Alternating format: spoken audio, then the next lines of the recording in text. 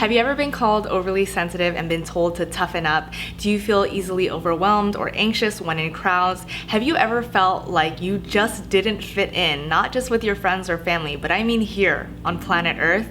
Do you have a deep, deep need for the healing of humanity? If you resonated with any of these statements, you, my friend, might be an empath. I myself personally identify as an empath, a highly sensitive person, a starseed. Now, with the age of Aquarius, I feel like many of us are beginning to consciously awaken, which means a lot of this terminology is becoming more and more mainstream. And I feel like on my own personal development and spiritual journey, learning about these concepts has really helped to give me a deeper understanding of who I am. So today I wanted to do a video on 5 signs that you might be an empath. So number 1, you were made to feel weak or were extremely misunderstood as a kid.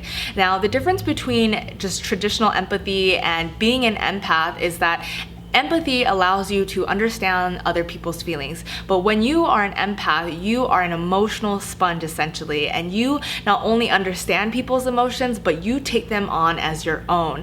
A lot of empaths can actually even feel emotional pain, physical pain, because the empathy is so strong and the heightened sensitivities are often at a totally different level than most. Empaths typically don't have the same filters that normal people do. Everything is absorbed at a higher intensity, at a higher sensitivity. So when you're a kid, being told to toughen up or to stop crying or to have a thicker skin can of course be emotionally invalidating for anyone, but especially as an empath, this can be extremely wounding. Many of us can feel misheard, emotionally invalidated, and misunderstood as kids because society has become more and more adept at intellectualizing most things. Heightened sensitivity as empaths can feel like a curse, meaning that many kids as empaths are mislabeled as ADHD, ADD, and can suffer from anxiety or depression at a very early age. And many empaths can feel as if though they need to escape from much of the world because the heightened sensitivity and the heightened awareness for not only your feelings but for all people's feelings can feel too much. And on the opposite end, many empaths can actually repress their emotions, which often lead to anxiety or depression. Being an empath can seem like anything but a gift, especially when it makes you feel as though you are different, that you are weak, and that you don't belong or fit in the way that you think you should. Number 2, you can tune into the collective unconscious and pick up on signals and energy that isn't even being said. Now, this is like walking into a room full of people, and without having even been spoken to or having to speak, you understand the energy and you can feel if it's negative, positive, or what is going on in there. And I often experience this when I go right into an Uber and without even speaking to them or even looking at their face, I can sense whether it's a dark energy, a happy energy, an angry energy, an upset energy. Because empaths don't have the proper filtering, it's like we can blend into many different other people. And this is why as kids, empaths can really struggle with finding their own identity because they can just blend into people and other people's personalities. And if someone is upset, they can be upset. If someone is happy, they can be happy. And although all empaths do have a strong sense of self, when unempowered, it can feel like you just blend in to other people. It can be extremely difficult to differentiate whose feelings are whose. Are they mine? Are they theirs? Are they a mixture of both? Because we can blend in so quickly into the energies of people. Number 3, you have an extremely high sensitivity to sound, smell, sight, all of it. With empaths, we are all typically highly sensitive people, but with that being said, not all highly sensitive people are empaths. Usually we see that empaths have an addiction to some type of food or drug to kind of numb out the high sensitivity of feeling. But more importantly, diet is something that really affects an empath.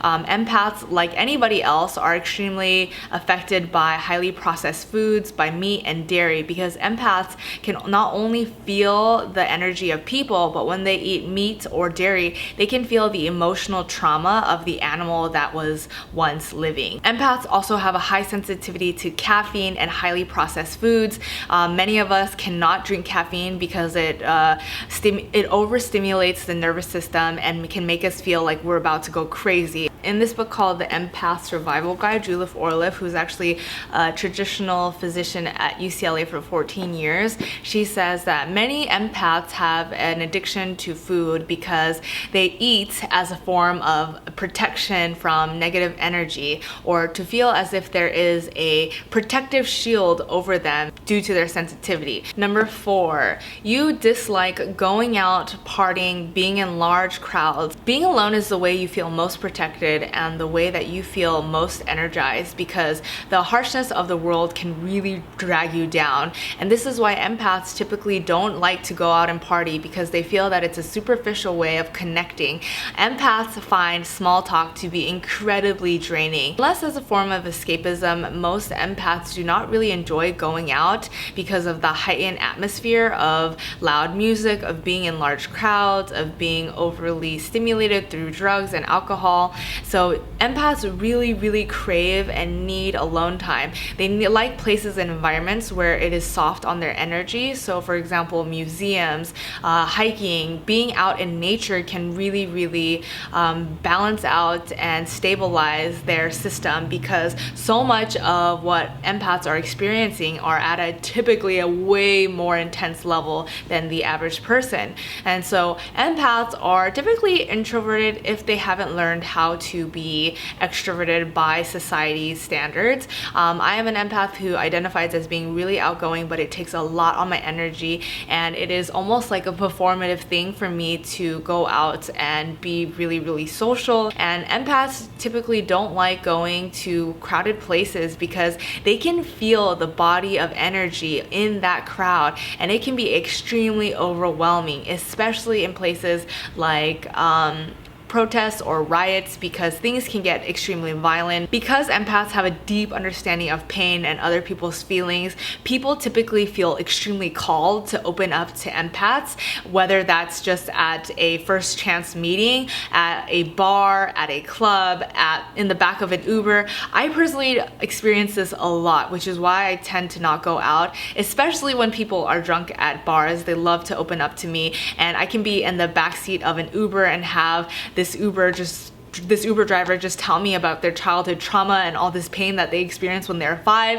And at times this can seem like a lot, because you are not asking for anybody to tell you about their pain or their trauma, but they often feel extremely safe and vulnerable enough to tell you because they feel like you understand. And guess what? You usually do. Number 5, you have been called a healer, humanitarian, or just have an extremely deep need for the healing of humanity, because you see the suffering in the world, and you see if one person is not at peace, then we are all not at peace. You understand that this world and its suffering is a collective responsibility, and that no one human being is more or less valuable than another. That separation as we know it through gender, race, sexuality, and economic status is an illusion. That we are one collective conscious, and that one person's pain is another person's pain. That if one person isn't healed, we all aren't healed. This is again why many empaths suffer from depression or anxiety, because the pain and the suffering of the world just seems too much and almost can seem like a hopeless lost cause. But I can assure you, with the conscious awakening, many of us are beginning to not only identify but also harness and hone in on our gifts and abilities, and have the power to change the course of humanity, and understand that progress has never been linear. Because empaths also have a deep need for healing and for giving back to society, a lot of times we can attract negative energy into our lives in the form of narcissists or energy vampires. Narcissists are typically people who believe that their job, or that their physical appearance, or that their level of success is their entire identity, and are very much so identified with those things rather than their internal characteristics. Narcissists are typically people who are extremely self-aggrandizing, have a huge sense of entitlement, and can rarely see anyone else's perspective but their own. And this is why they attract empaths, because empaths can totally understand them and can totally hone in on what they're feeling and typically give to them what they consistently lack. And therefore it can be an extremely codependent relationship, because an unempowered empath will consistently seek to give to others when they themselves don't have much to hold. Consistently always pouring other people's cup before you can even pour your own. When you consistently pour to others, you realize that you have left nothing for yourself. And empaths need to hone in on that strength to fill your cup first and to give to yourself first. And only then can you truly give and heal and help other people. And this is one of the biggest struggles that empaths will have to learn. Those are the 5 signs that you might be an empath. Let me know in the comments down below if you want me to do a video on strategies or how to strengthen your empathic abilities, because like I said, this gift can truly feel like such a curse and can be extremely draining at times. But with the right strategies and the proper healing, I believe that you can be one of the most powerful beings in this universe. I will see you guys in my next video. Bye!